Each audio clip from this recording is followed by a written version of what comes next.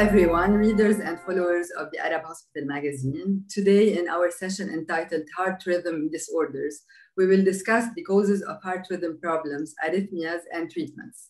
We are glad to welcome Dr. Mario Njeim, cardiologist and electrophysiologist at Sheikh Shakhbout Medical City, Abu Dhabi. Dr. Njeim graduated from St. Joseph University Medical School in Beirut.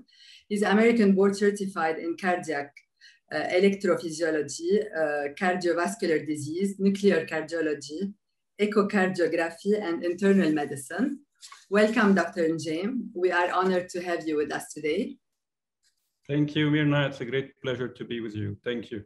Thank you. So, doctor, we know that irregular heartbeats can be normal. So when a person is exercising or maybe is at a stressful time or during sleep, for example, deep sleep, we know that the heart rate is a little slower than usual. This is a normal heartbeat. But when do we consider irregular heartbeats or arrhythmia a medical problem?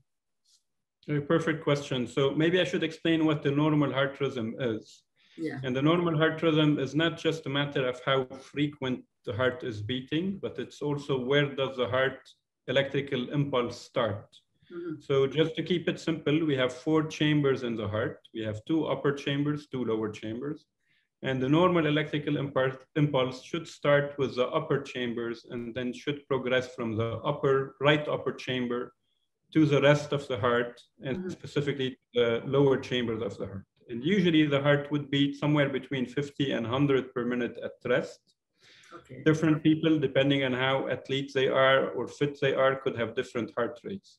Sometimes the heart can be slightly irregular. You're right. If somebody is breathing in and out, some people have a little bit of irregularity. But mainly we talk about arrhythmia when we have either a very slow heart rate because the impulse is not forming as it should, or because the electrical impulse is interrupted. It's not crossing appropriately from the upper chambers to the lower chambers. This is what we call bradyarrhythmias. And then there's a completely separate chapter, which we call tachyarrhythmias, when the heart is fast. And that usually would be abnormal if there is a new focus in the heart causing electrical activity, which is very fast, very irregular. Could be in the upper chambers, could be in the lower chambers. All of those are called tachyarrhythmias. Now, you're right. Sometimes the normal focus of the heart can speed up. If we are emotional, we're exercising, it's very normal for our heart to go fast, and that's the normal behavior. But again, if the electrical activity starts somewhere, what we call ectopic, abnormal, if the electrical activity becomes chaotic, completely irregular, then that would be a problem that we call tachyarrhythmia. Okay, and doctor, what are the causes of heart rhythm disorders? And does it lead to sudden cardiac arrest usually, or? Okay, perfect question. So just to I guess, to keep the audience well focused, let's focus on what you mentioned, the sudden cardiac arrest. So whenever we're referring to sudden cardiac arrest, we have to remember that sudden cardiac arrest, the vast majority of those sudden cardiac arrests is due to what we call tachyarrhythmia, which is a rapid heart rhythm. And specifically, that would be a very fast and chaotic abnormal heart rhythm that's generating in the lower chambers of the heart. As I said, initially, the electrical impulse should start higher up and then progress to the lower chambers. Mm-hmm. When we're facing a cardiac arrest, it would be the other way around. We would have a very fast heart rhythm starting in the lower chambers of the heart. Okay. We have to remember and keep our audience informed that the heart is a pump. It's a mechanical pump that's supposed to pump blood to the rest of the body. It is usually ruled or behavior of the heart is under electrical commands. So if we end up with an abnormal, chaotic electrical activity in the heart, unfortunately, this will result in a pump failure. And what we're relying on as the main pump for our entire body to ensure circulation to the body fails, okay? And this is how we progress from an abnormal, fast, chaotic heart rhythm to what we call cardiac arrest, where the heart is not providing enough blood supply for the rest of the body. And then if this lasts for more than 4 or 5 minutes, we go from what we call cardiac arrest to cardiac death. At that point, it's a point of no return. If the body is not receiving enough blood perfusion, we cannot revive the body, and then it's too late to resuscitate those patients, okay? So I guess that was my introduction. How do we link tachyarrhythmias to sudden cardiac arrest? Sudden cardiac arrest, if we don't treat it immediately, it will progress to sudden cardiac death at the point of no return, okay? So I hope that this is a useful introduction. I believe you had asked me what are the causes for heart rhythm disorders? What caused this irregularities, heartbeat irregularities? Yes. Perfect. Okay, so we're specifically talking about those chaotic, very fast heart rhythms, and those can happen because of multiple reasons. Okay, but to keep it simple, let me remind also the audience that the heart is a muscle. It has chambers in it. Okay, it also has valves. Okay, that are supposed to rule how the blood is actually moving from one chamber to the other, and it has an electrical system. And the entire muscle of the heart, like any other muscle anywhere, should be fed, okay? It needs nutrients to be able to function. Okay. And the way we feed the heart muscle is through arteries, blood vessels that are supposed to take the nutrients to the heart muscle. So why am I giving this introduction? Because to answer your question, so any problem at any level of those components of the heart could eventually lead to cardiac arrest. So first, the most common problem that we deal with is when we have a problem with the arteries or blood vessels that feed the heart. Okay? If we have a blockage in one of those arteries, this is the main cause how we progress to sudden cardiac arrest. 70% of the cardiac arrests are due to a blockage in the arteries that are supposed to feed the heart. Okay. And maybe here I'll open just like a quick also side note saying, we shouldn't mix between heart attack and cardiac arrest. That's important, okay? So for the public, oftentimes we believe we mix up these two terms. They're not exactly the same. Heart attack is when a blood vessel is occluded and a part of the heart is not receiving enough nutrients, okay? And that part of the heart becomes necrotic, what we call necrotic, meaning the cells are actually dying in it. Yes. This is a heart attack, okay? But as I said, 70% of the cardiac arrests are due to this type of heart attack. So the heart attack is a plumbing, to keep it simple, it's a plumbing problem, okay? We have vessels, the vessels are occluded, there's no blood reaching the heart. It's a plumbing problem, but this plumbing problem could result in an electrical problem, okay? And the electrical problem is a cardiac arrest, okay? So back to your question, 70% of the cardiac arrests are due to a blood vessel problem, okay? To a problem with the arteries of the heart.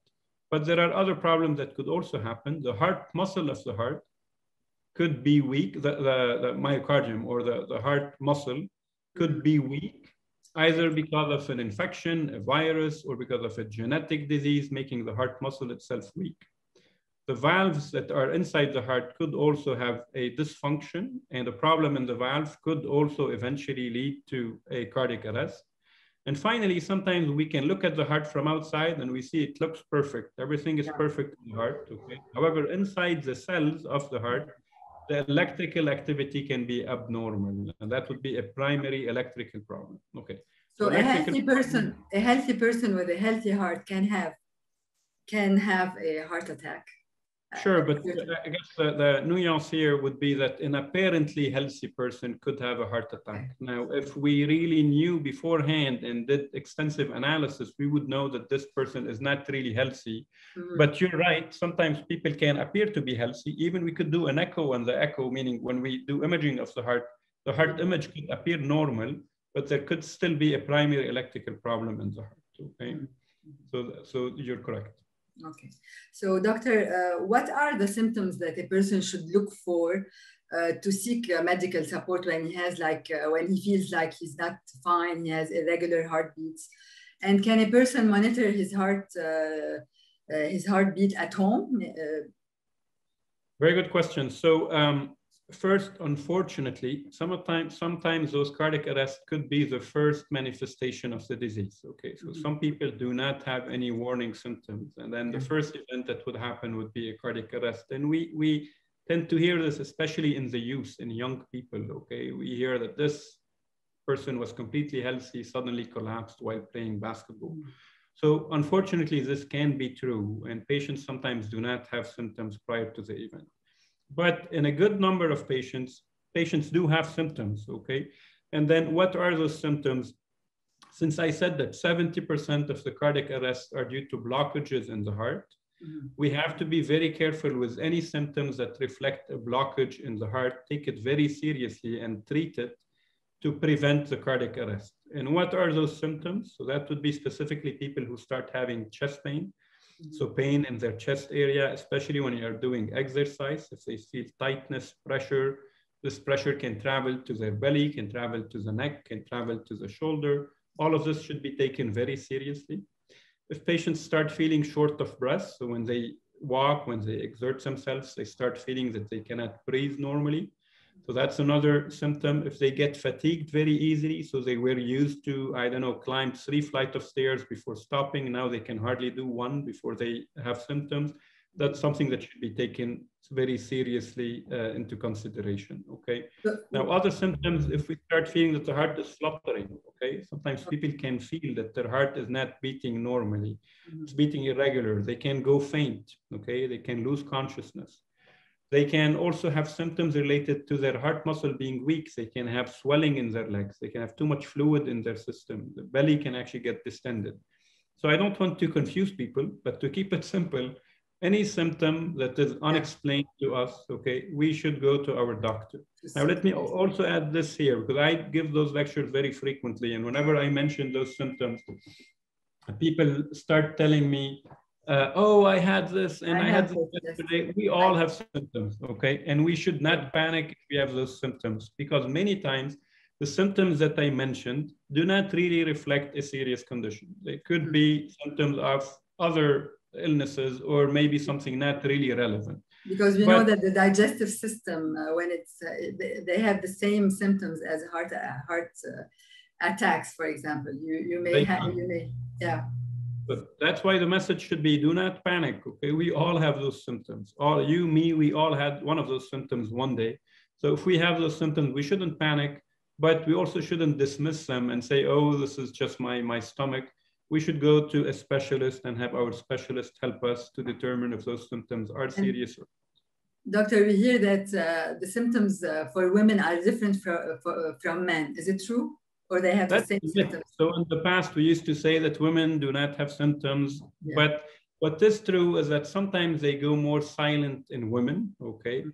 But there are recent studies showing that women and men have symptoms, okay? And unfortunately, probably the symptoms that women have are sometimes dismissed, okay? Or considered related to some other disease other than the heart. And this is our role as physicians, not to dismiss those symptoms and to be very vigilant with women, with men, and even sometimes with people who are young. If they manifest symptoms that are actually related to the heart, we should take this very seriously. So a healthy person, at what age he should start checking his heart, going to a cardiologist and having his routine checkups? Is there any specific age for this, or?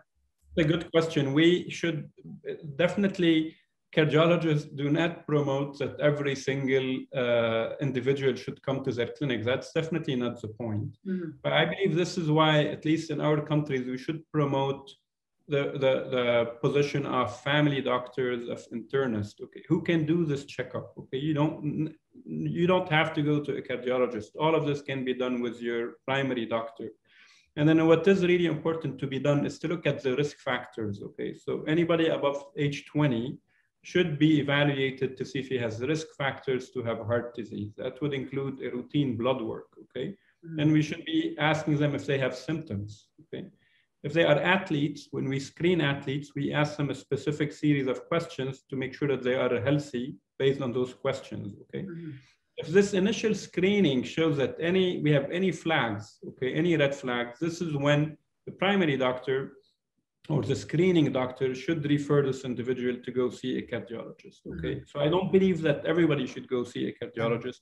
I believe that people should be screened by their primary doctor. Now, there are exceptions, okay?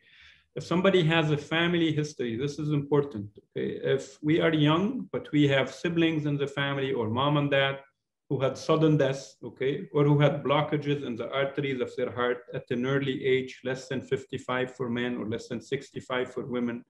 Those are red flags that can tell us that maybe there's a genetic predisposition for us and that we need to be checked more thoroughly, okay? And so that's why this is when somebody who's asymptomatic, okay, should go and get screening. And there's nothing wrong in those people actually being screened at the family level by a cardiologist, especially if they had sudden deaths in the family. It's very important to have routine tests done to make sure we're not dealing with a genetic condition.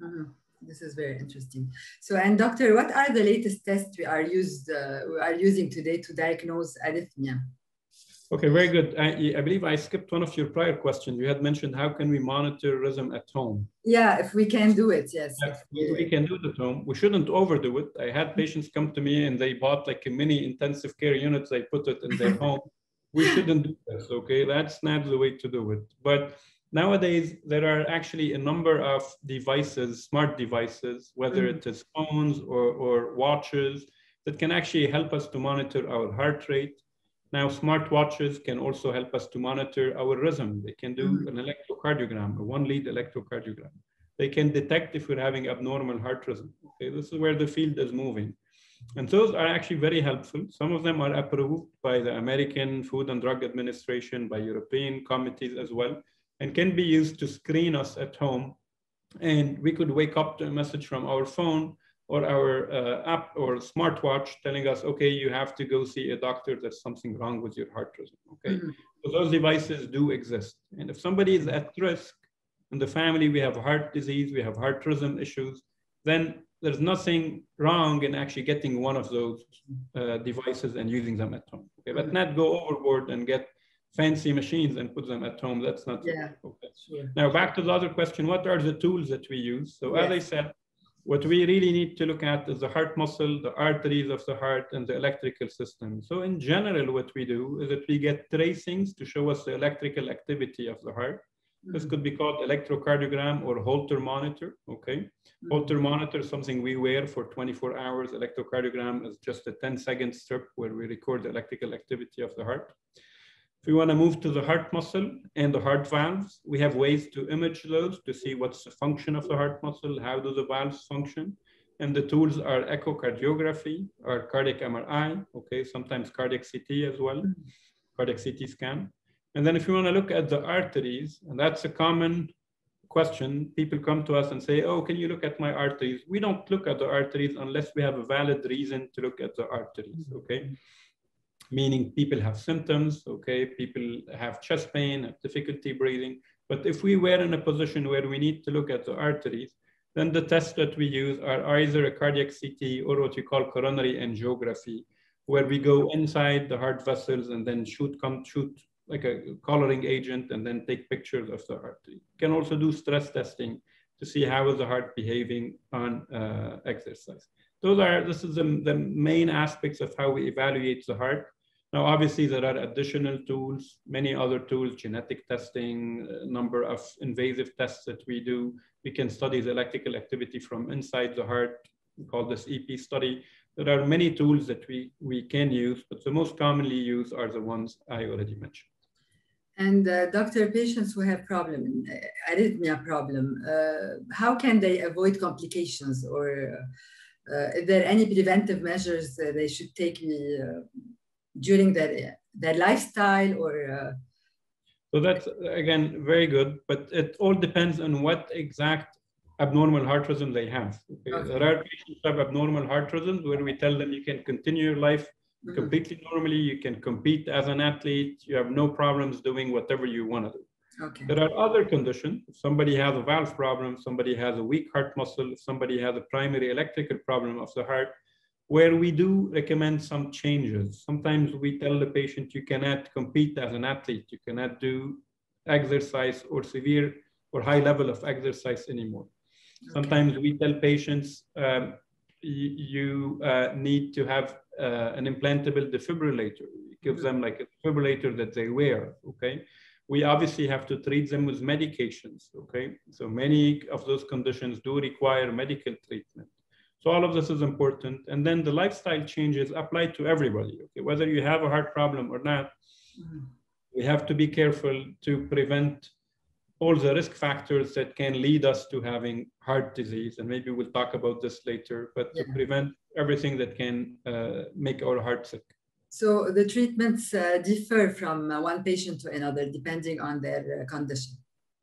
Exactly. Yeah, okay. So, doctor, can you tell us what are the implantable cardioverter defibrillators and cardiac resynchronization defibrillators, and what is the difference between them?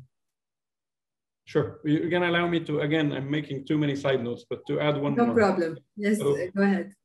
Thank you. So when, to again make the link between having a heart problem and having an electrical problem, there are people who have specific heart problems, whether the heart muscle is very weak or the primary electrical problem exists in the heart. They would be at higher risk of having electrical abnormalities that we call sudden cardiac death. We already mentioned this, okay?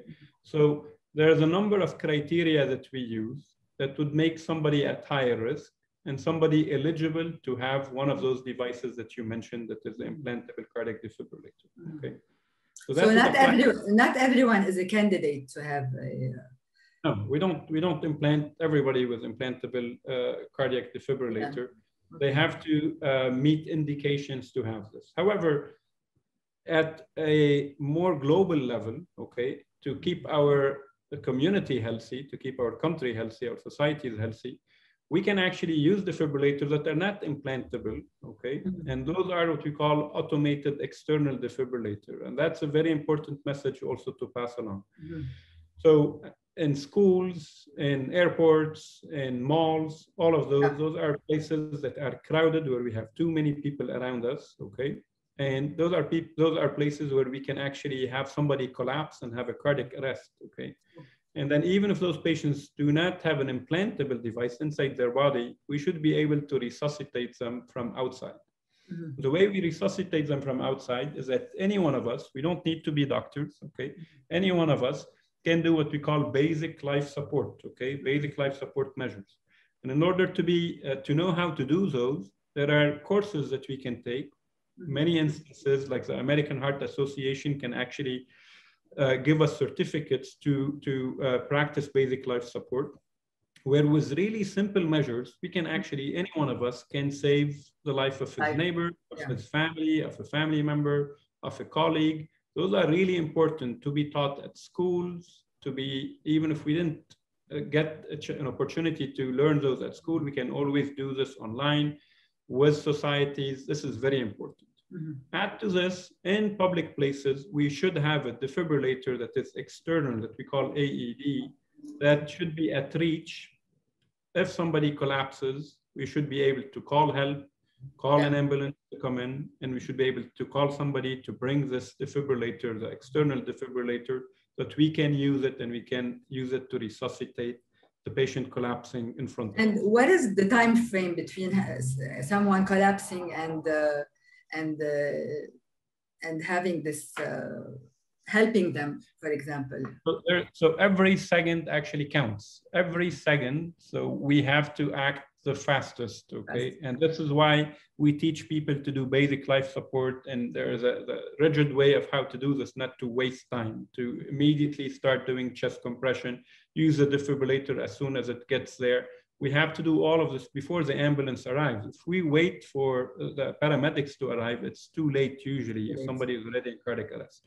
So every second is important. But I'm sorry, that was kind of my introduction, but your question is who needs an cardiac defibrillator?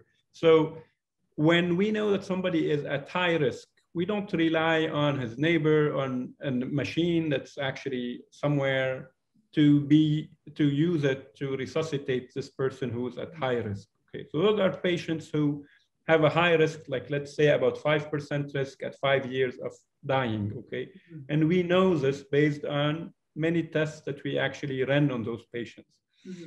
If we believe that somebody is at high risk of having cardiac arrest, this is when actually we give them their own personal paramedic, as if they have a paramedic living with them at all times and the defibrillator living with them at all times. This is what we call an implantable cardiac defibrillator, okay? What are those? Those are machines, okay, that we put under the skin, okay? Usually here under the clavicle on the left side or the right side. They are connected to wires, okay? And the wires go inside the blood vessel to the heart. It's not an open heart surgery. We don't open the heart. We just put a wire in a blood vessel, connect it to a machine. The machine stays under the skin.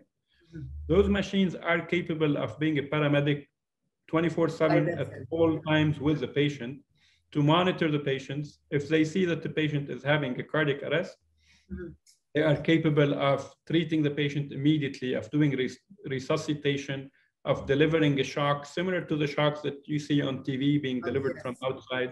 All of this is being delivered by the machine from inside the body. And those machines are proven to save lives, okay?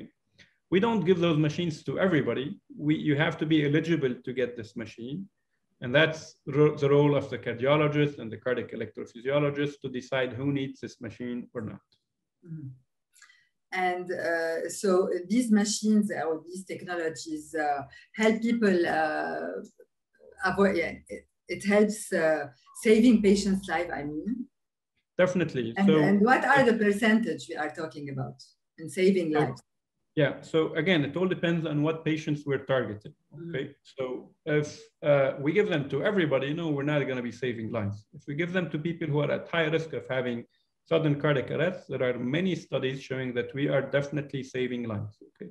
If you're having one of those fast rhythms, this machine has almost above 90% success rate of terminating those high rhythms or fast rhythms, okay? Those chaotic fast rhythms that can lead to cardiac arrest.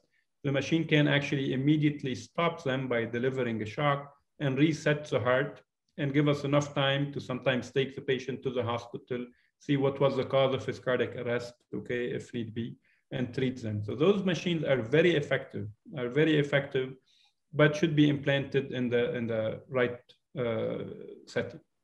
And these machines are remotely monitored, right? So those machines can be remotely monitored, okay? Usually when we implant them, we still ask patients to come frequently to our clinic, okay? Frequently meaning every 6 months or every year, where we can actually talk to the machine because we can interrogate the machine, extract data from the machine. It gives us lots of information about the patient, make sure that the device is working properly, that the battery is working properly. And now, luckily, instead of having patients come in to the clinic, we can also do it with the patient being at home with what we call remote transmission, okay? So the patient has a transmitter at home that looks like a router. It's usually linked to a phone, to a landline, or to a cell phone. Some companies also, instead of even having a transmitter, have device connectivity with phones, okay? So any smartphone can actually directly connect with one of those defibrillators. And this way we can monitor patients much more frequently. So anytime they have an abnormal heart rhythm or any alerts coming from those devices, those alerts will be transmitted and then they will go through a cloud and then come to us physicians. And then we could be calling a patient even before the patient knows to tell him there's something abnormal, you have to come to the clinic, we have to change your medication, we have to do this and that, okay? So it's connected directly to the doctor or to the clinic.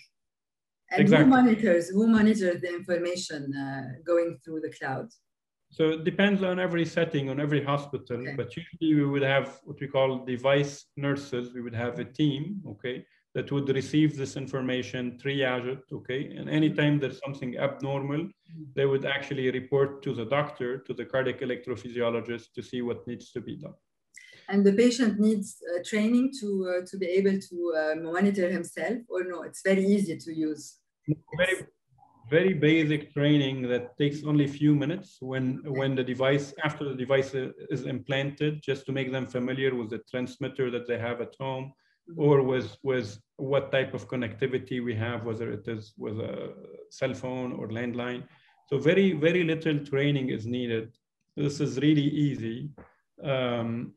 And they are really extremely useful, okay? Especially in recent settings with COVID, all of this, when patients are actually trying not to come to the clinic, Yeah. because they don't want to be exposed. So those machines get really handy and help us to monitor patients remotely. And is there any chance to have like a dysfunction in this machine, or should the patient check regularly the device or no? So dysfunction with the machine can happen. And then those machines have battery, and the battery has certain longevity, 10 years, 8 years, 11 years, sometimes less. So that's why we have to monitor them to make sure that the battery is still actually viable. And then the leads that go inside the heart, we also check their function, make sure that they're functioning okay. And that's something we can monitor using either remote transmission or in clinic, we can test those leads, okay? But more important than this, when we do the remote monitoring, we're not really monitoring the device. Our goal is not to make sure that the device is okay. Our goal is to make sure the patient is okay. Okay. And now, more and more, those devices are getting really smart, and I'm going to spare you all the details of this, but it's really fascinating for me, because those devices can actually get a lot of information from the patient. So they can actually tell us how much activity is the patient doing. Is the patient sitting all day? Is the patient walking around? They can tell us what's the respiratory rate of this patient. Is the patient breathing fast or not? They can even tell us if we are suspecting that there is too much fluid in our body, okay, that we're accumulating fluid in our body. They can even tell us information about our heart sounds, irregular rhythms, all of this. So there's so much information that we can collect from those devices. And collecting this information is very important for the patient, to an extent that many times patients would be fine at home. They don't feel that they have a problem. We can call them and tell them, the remote transmission is showing there's something really worrisome happening with you. You should come to the clinic. This is how we can prevent problems and abort them before they actually progress to very serious damage. Is there any side effects of this implantable machine? Or? Yeah, I mean, nothing comes for free, and that's why we don't give those machines to everybody, okay? So there's always the benefit that we get from the machine that has to be balanced with the risk, okay, from the implant. But in general, the implant technique is becoming very, very like routine technique, and the risk of complication is low, okay? And it's mostly not the implant by itself, but long-term to make sure that the patient doesn't have infections. It can affect the lead, or the leads do not get damaged or fracture. So long-term, there's a risk, okay? But the risk is really low, and patients who are offered those devices, the benefit far outweighs the risk. Sure. Comparing to what the benefits are. So doctor, you are saying that this technology helped people during COVID-19 pandemic, because many patients, we know, they were trying to avoid going to hospitals, going to clinics, seeing that, doing that checkups, regular checkup routine. So what do you think about the role of telemedicine in healthcare nowadays? So telemedicine, we were kind of forced into it, but we do believe, obviously, that it really helps. And in a way, especially for cardiac patients who have some of those cardiac devices, the future, I believe, is going to be into moving more of the patient care to the patient home, rather than having the patient come to us, to our clinics. And when we have those cardiac devices, as I mentioned before, there's so much parameters that we can monitor on patients that allow us to make wise decisions about how to treat patients, what to offer them when they are at home. So when we combine remote transmission with telemedicine, we can actually make very good decisions to improve patient care. And what do you think this technology will be in the future, evolving in the future? You know, along the same line, I believe, and this is really happening. It's not just in the future, it's already happening. We use very good tools when we see patients in the clinic, like a stethoscope, talking to a patient to get a good number of information. And we use this information to make a decision about how to treat the patient. Now we should use technology to our advantage, because those devices that we can put inside the heart can give us much more information that we cannot actually get just by physical exam. And they give us information for a long period of time. They can tell us what happened yesterday, the day before, and so on. And when you combine all of this, a huge amount of data that we can actually collect from machines with new technologies that we call artificial intelligence and deep machine learning, all of this data can be put in computers that can actually start interpreting this specific behavior where we have those parameters happening, predicts that something bad can happen, okay? And I believe this is where the future is. Even at the current time, with people who have heart failure, we can oftentimes tell them, based on what we see on their device, we can give them a call and tell them, I believe you didn't take your medication yesterday. I believe you're eating too much salt. You should add a medication. You should change your lifestyle. There's so much we can do with heart failure and with other diseases in the future. With the amount of data being collected and the advances in machine learning, we might in the future be able to predict when a cardiac arrest can happen, when a stroke can happen, if we have an infection in our body. All of this could potentially be detected, in my opinion, in the future. And this is really amazing because this is how we will be able to hopefully not wait for problems to happen, but try to prevent them and abort them before they do. And here, it's not that we're gonna just rely on machines. People tell me, oh, okay, you're moving from this physician-patient relationship. Not at all. When we have those technologies actually involve so many human individuals. Communication between the physician, and so much communication, and they really require a whole team from different specialties many times to actually communicate for the best interest of our patients. So the machine is not going to replace the human factor, just the opposite. It needs more involvement and it needs more humans trying to help each other. And I believe this is where the future will be. Great. Doctor, I have a final question. It's about COVID-19. We know that COVID-19 has an effect on the heart. Yeah. So correct. All the patients that got COVID-19 and were severely infected, they have like side effects on the heart. So what can you say? What can you tell people about this and how to avoid, if, for example, someone catches COVID-19, is there any prevention a person can do to avoid heart problems in the future after COVID, I mean? Yeah, so I guess first and foremost, avoid COVID, okay? So yeah, as much sure. as precautions. Yes. Second is vaccine, okay? So we know that vaccines sometimes could have side effects, but again, it's a matter of risk and benefit. And even if they have very little side effects, their benefit far outweighs the risk that we have. It's for the rest, COVID can cause so many problems in the heart, whether it is blood clots, okay, whether it is weakening of the heart muscle, whether it is slow heart rates or even rapid heart rates, okay? And all of those will need to be addressed by physicians if they happen. And luckily now we have protocols where we actually evaluate all of this. When the patient has symptoms, low oxygen, when they get to the hospital, we test them for all of this. But maybe an advice that they would give to patients when they recover from COVID-19, they have to expect, and when they go back to their routine life, they will feel more tired. They will feel their heart racing rapidly, okay? Yes. When they start exercising. What is recommended is actually to take it easy for about 4 weeks after dealing with COVID. Don't go immediately and start to exercise. I know everybody is eager to go back to a normal life, but it's better to do some type of rehab and to go progressively so that we don't start feeling that our heart is acting up and is not following our needs. So we have to take it easy when we recover from COVID-19.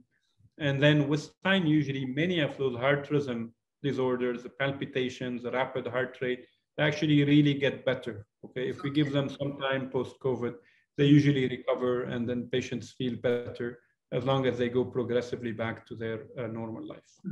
So do you recommend patients, COVID patients, to after COVID to do a regular checkup with their doctor? It's better for them, maybe, even if their symptoms were mild symptoms, I mean. I do recommend that they have to be seen. Once they, I know now with the logistics, sometimes we tell them not to come to the hospital when they are COVID positive.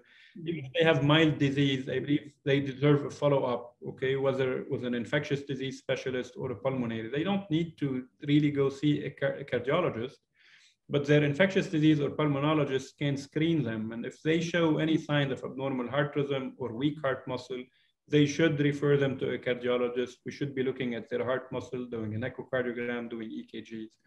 So we should work as a team. I don't believe that every COVID patient should go knock at the cardiologist's door, but I believe that we all as a team should work together to not to miss heart disease associated with COVID. Dr. Njeim, it was a pleasure having you with us, and thank you for the very informative interview we had, and hopefully we'll have another one in the future. Thank you for having me. I appreciated all your questions and your efforts. Thank you so much. Thank you very much.